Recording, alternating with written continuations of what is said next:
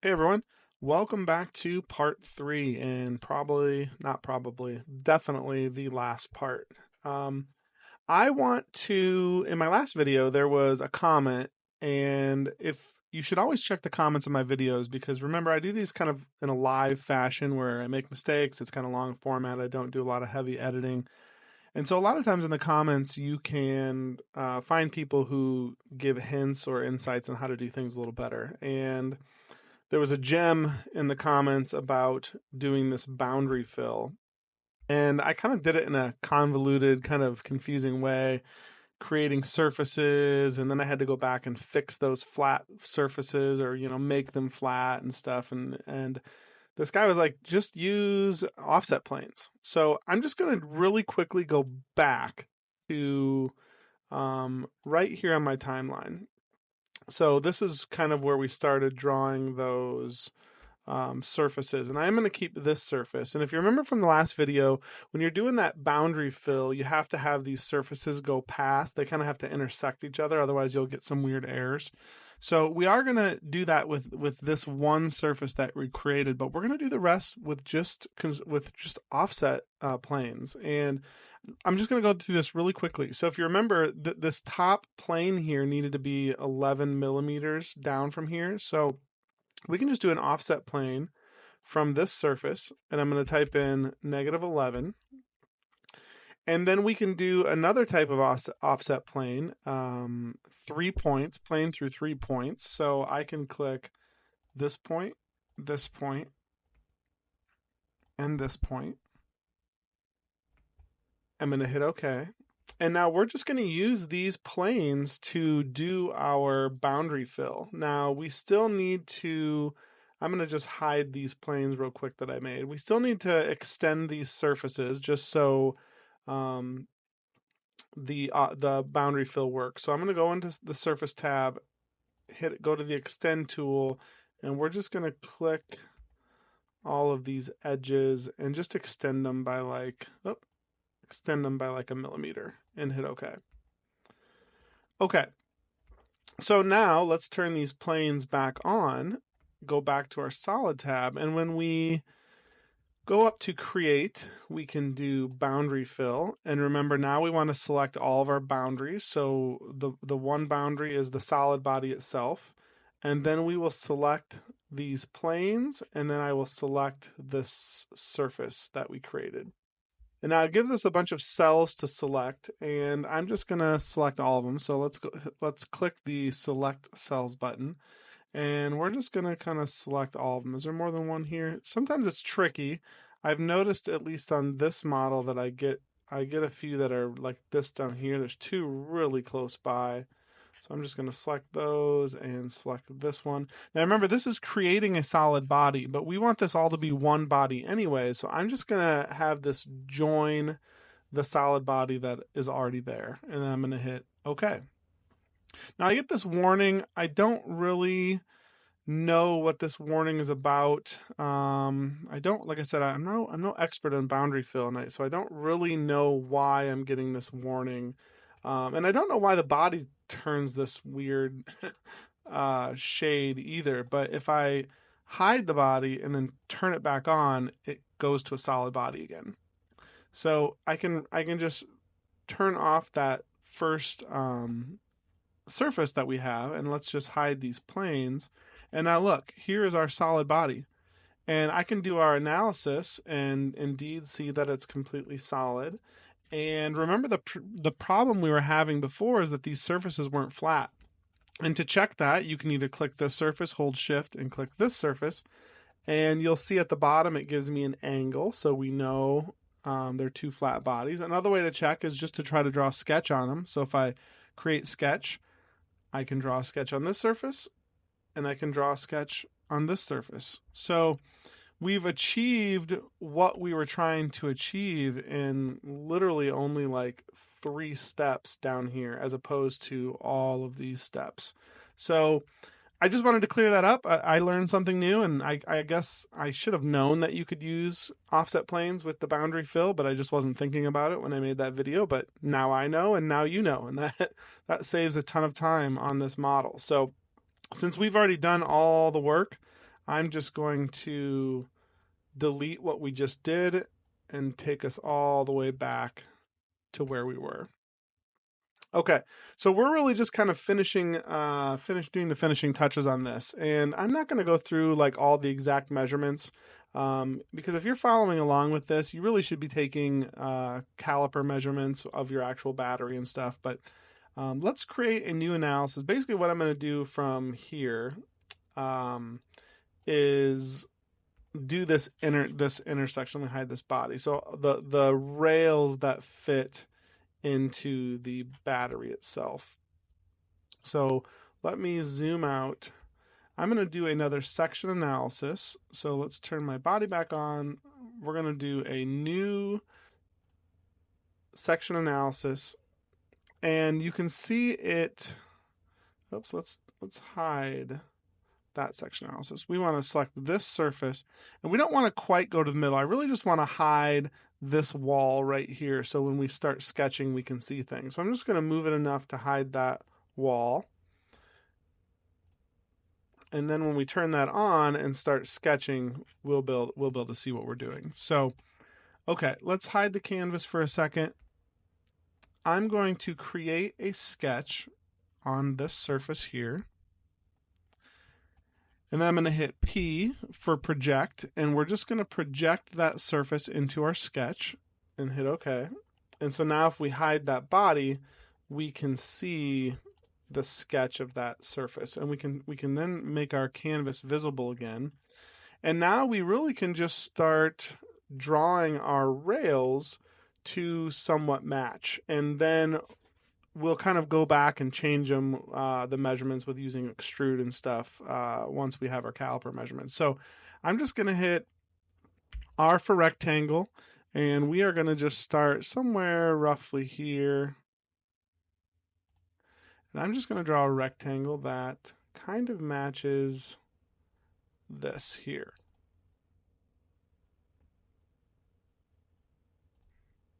Then I'm going to do another rectangle that kind of matches up with this here. And then we can draw a line. So I'll hit L for line. And we're just rough sketching here. Just trying to get this basic shape down. And now we know there's also a little bump out right here. You can see this little orange square. So let's make another rectangle. R for rectangle. And let's just make a square around this. And I don't think that lined up very well. It did not. I'm going to delete that square. Let's do R for rectangle and draw it again. Okay, so let's hop out of here. We're just going to finish sketch. I'll turn that body back on. Now, we know this surface right here, so this surface right here on my adapter, will keep the adapter snug against this surface here. So we really don't need to have great tolerances on both sides of this, these rails, right? Because if this surface is already keeping the adapter tight, or let me rephrase that. We have this surface of our adapter right here. So let me turn this body back on. And we don't need tight clearances up here, even though this is the top of the adapter. We really just need tight clearances on this side, so there's enough wiggle room to hold the adapter in place, but not so much to where it's super loose. I hope that makes sense. Okay, so let's extrude these, and we know this space is kind of a bump out on the battery, and then we have this little space that fits here. So we can extrude the parts that we know need to stay. So right there. So let's turn off our canvas. Let's turn our body back on, and we are going to extrude this by about 7.5. I believe 7.5 was my... So I'm going to actually just keep this as a new body for now, because we're going to end up mirroring this to the other side. So we only have to really create this once. So I'm going to hit OK. Now we know this can just get extruded back to here, but when we extrude it, we don't want it to join this body. So what I'm going to do is I'm going to hit E for extrude, click this surface, and then click this surface. But before I hit OK, I'm going to hide that first body, so now it only joins with this. That extrusion only joins with our rails here, and hit OK. So now when I turn that body back on, this is still separate.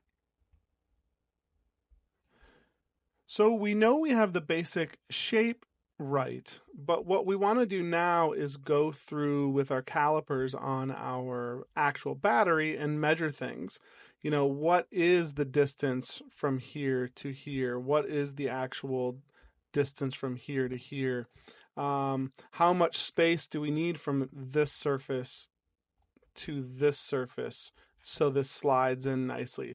And you'll have to work on your clearances. And this is where I'm not going to get into too much detail on the battery side, because one, every battery is probably different. Every printer is a little different. Obviously, the batteries are pretty much the same, but filament is different. So PETG is going to require different clearance than PLA, that kind of thing. But that's really it for the rails. We know this surface is flush, so we don't have to mess with anything here. You're just going to be messing with these types of surfaces. So let's say, so actually this is what I would do. So let's go ahead and mirror this. So I'm going to turn off the analysis.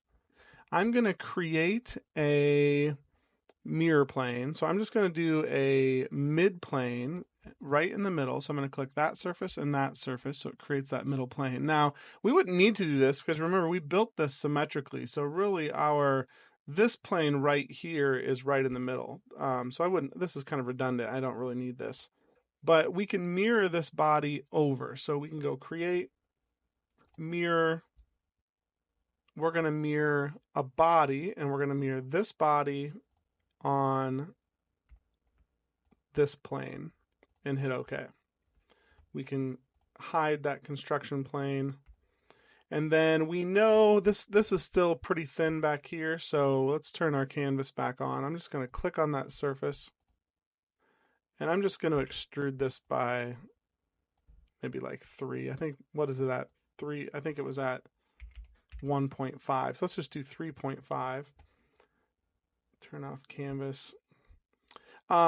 So this is where I would go from here, and I'm going to do the finishing touches. I'm going to show you how I do the finishing touches, but what I would do is I would print this as a full model right now. You still could cut it in half if you want, but it's nice at this point to have the full model. And what you can do when you actually print this on your printer is it's most likely not going to fit really well right away. And I would start with your clearances kind of tight. And then you can put something like lipstick or marker or something on these surfaces. If you have a really tight fit and something just isn't fitting right, you can kind of put marker on these surfaces and then slide it into your battery, or lipstick if you don't mind getting some lipstick on your battery, or any other thing. I don't know, crayon, something that can kind of rub off. And as you slide this onto your battery and then pull it back out, you'll see where that lipstick or marker has rubbed off, and you know you have some clearance issues. And then I would just start tweaking this until you get it right. So let's say, and this is where you'd want to kind of undo your mirror and just go back to the original. You can keep it here, because then we can just make changes to this. So let's say, you found out that this is too long. Well, you can just extrude this, and maybe you only need to go back like 0.4 millimeters and hit OK. Or let's say you don't have enough clearance here, so we can hide that first body. And let's say you need to shrink this a little bit. You can select those faces, do the press pull, and let's say you want to subtract like 0.2 here and hit OK.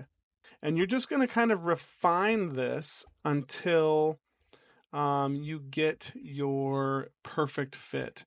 Once you have your perfect fit, then you can kind of do your mirror and finalize that design.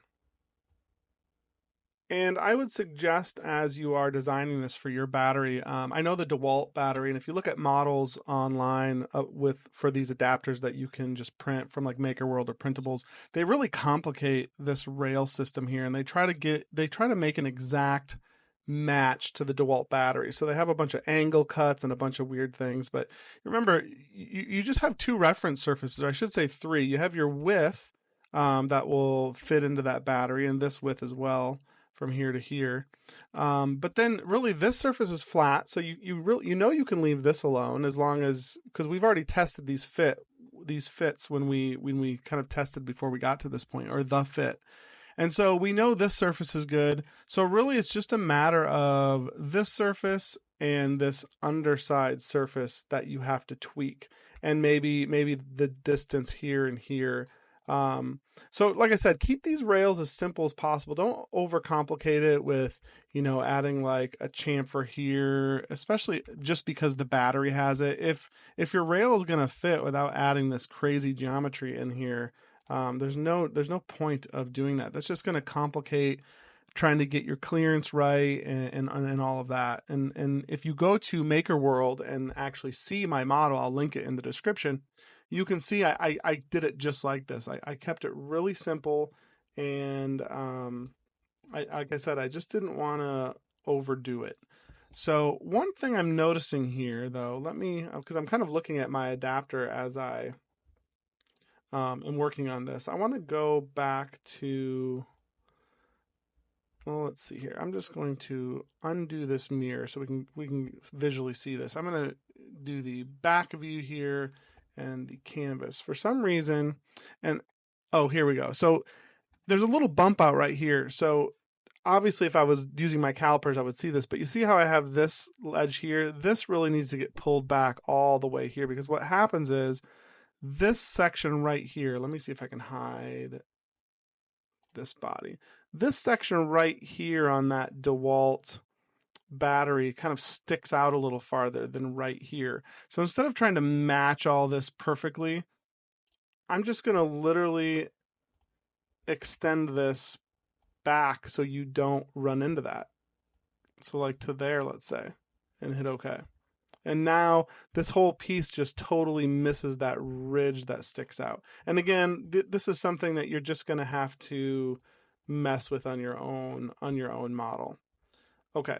So let's do some finishing touches. We really just have to do some chamfers, and we'll do some screw holes and that kind of thing. And really, like I said before, a model like this, to get a really good model like this that's really well fit, is all about print. I probably printed this 30 times doing little iterations before I got it exactly how I want.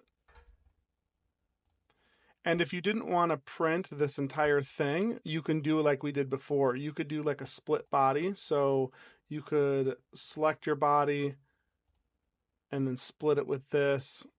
And now if you want, you could just print this section here and then test that into the battery to make sure your rails are good. Once you feel like this is a really good fit, then go ahead and print the whole thing. And again, tweak it until you have it right.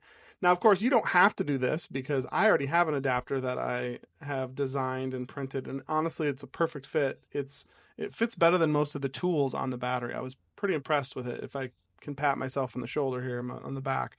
But like I said, this is just for practice. This video series is just kind of giving you the tools to do this yourself. And I'm sorry I'm not showing video of me measuring the actual battery with calipers and figuring this all out, but I think that's something you guys can figure out on your own.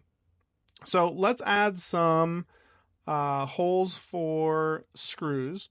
And you can just go into the hole tool here and select your surface and then start moving holes around. Let's do this. So I know I was gonna show you two things. I was gonna show you the single hole that you have to do one at a time, or from a sketch. And if you're gonna do a single hole, let's just kind of really quickly do this. We're gonna do a countersink. Now, if you're doing like a typical drywall screw type screw, what is it, like a flathead it's called. I like to do an 11 millimeter distance here for the countersink. And then the hole size, I like to do about 5.2. That'll give you a really nice clearance for the head of the screw, and then the screw fits into this hole pretty perfectly. Obviously, we don't need the distance that far, but that doesn't matter too much. So let's say you wanted this to be right in the middle. You can reference both sides, so you can select reference, and let's see, is it giving me reference here? Select reference. Oh, of course it's gonna, where's my reference here?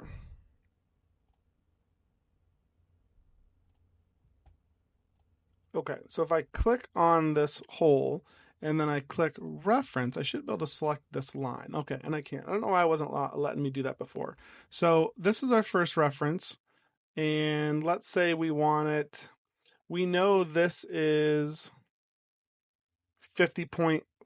I think, didn't we say this was from here to here is 50.4? So we can have that reference be 25.2, and that should be give us right in the middle there. So 25.2. And then let's say we wanted a certain distance from here, so we could do reference 2 from here. Let's say we wanted to bring that back 3/4 of an inch, about 19. That's too much. Let's do like 12. And then we could hit OK. And then you would have to do the same thing for a second hole. So let's undo that, because now we can just do it. I like to do it from a sketch. And so what I usually do, especially if I'm going to do multiple holes, is I just draw a sketch on the surface that I want my holes. I hit P for project to project that surface and hit OK. Let's just hide the body for now. We can hit L for line. Just draw a center line here. And now we can just kind of play around with where we want those holes. You know, I might do something, I might just draw a quick reference line here. And let's add a point. So create point. I'm probably doing this way wrong. Let's do a pattern. We're going to just pattern that point. We're going to do it symmetrically, so it goes in both directions. And then I would just kind of move these points where I kind of want those holes. So let's just hit OK. Let's make sure we're not in the way of this body here. And again, put these points wherever you want. It doesn't matter. I'm just showing you just real quick. So now what you can do when you go to this hole, you click on this button from sketch, and it's going to want you to select your sketch point. So we want this point and this point, and you'll put those holes exactly where you want it. And we already have the dimensions in, so I can hit OK, and there you go. We've got our holes. I think on some of the models I put some holes up here, and again, I just like it easier with sketch just because you can add multiple holes at once and you can put them exactly where you want. Okay, so from here, there's really just the finishing touches to do. Usually in 3D printing, you don't want to leave these sharp corners and sharp edges, so we need to start chamfering things and make it print a little easier. Now, there's other things we can do when we're keeping 3D printing in mind, and when you're designing something like this, you have to kind of keep in mind your print orientation and to minimize supports and all that kind of stuff. So I'm going to print it from here, so it'll be standing up like this, and that way no supports are needed for these rails, and the only support we really need is right here.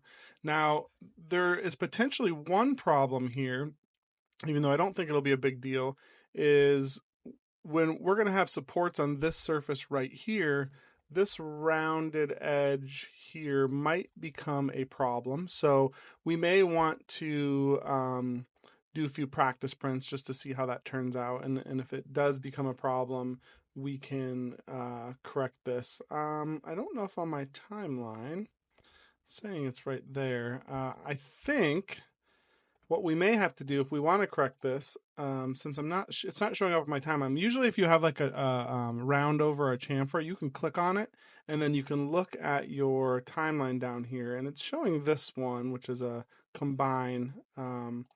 Looks like maybe that's it right there. So if we double click that, there we go. We might want to change this to like 1 or 1.5, or even since we're on a fillet, you can use this tool here, or not this tool, this little slider, I guess you might call it, and you can change that curve to be, look at right here, to be more flat or rounded. You may want to just like flatten it out a little bit. Again, obviously to your preference. I just want to make sure this prints nicely, but it also still functions correctly. So if we turn our analysis back on, let's not do this analysis. I guess we can just visualize it. Let's see how much space we have here. We can click on this to this. So we've got 4.8 millimeters. We may want to just take off some material here. So we could chamfer this maybe by like 4 or 6. Again, you may want to fit this to your battery to make sure this looks well. But that at least takes off some material. And then from here, and I'm not gonna go through and show all of this, but you're gonna want to start chamfering edges, like I said before. I'll take this bottom as an example. If we want to chamfer all of the edges around this hole and here and all these edges, I can literally just click this surface, hit the chamfer, and if I just want a general chamfer to take off the sharp edge, I usually do 0.3. That usually gives you, with 3D printing at like 0.2 layer height, enough of an offset to take that corner away. I've even done 0.2, but I think I like 0.3 the best. You can hit enter. Now, you can also do all your chamfers in one. Sometimes that's beneficial and sometimes it's not. If I'm doing my end chamfer, so like I always save like the cleaning up, these types of chamfers for the very end of design, because you don't want to design around a bunch of chamfers. You can do this all in one window. So we just did this whole bottom section. I can hit this plus sign here and we can start doing more. Let's say we want to chamfer all these at 0.2, and you can just do little sections at a time so Fusion doesn't crash. So we can do 0.2 on that. If we wanted to chamfer all, we'd hit plus again. So we got that one. We can hit plus again, and then we can chamfer all of these edges, and you can change, maybe we want 0.3 on these ones. But like I said, I'm gonna let you go and do all that. That's not tough, but pretty much, I know this part 3 was not quite as entertaining as the first 2, but hopefully you did learn some techniques here. But that's pretty much it. I mean, when you look back on this, it looks like a pretty complicated model. I mean, if you were just to look at this model, you'd be like, man, where do I even start? But you start breaking it down to these individual sections and pieces, and you just build on what you have, and eventually you have an awesome model. Now, I'm going to show you what I did with this model.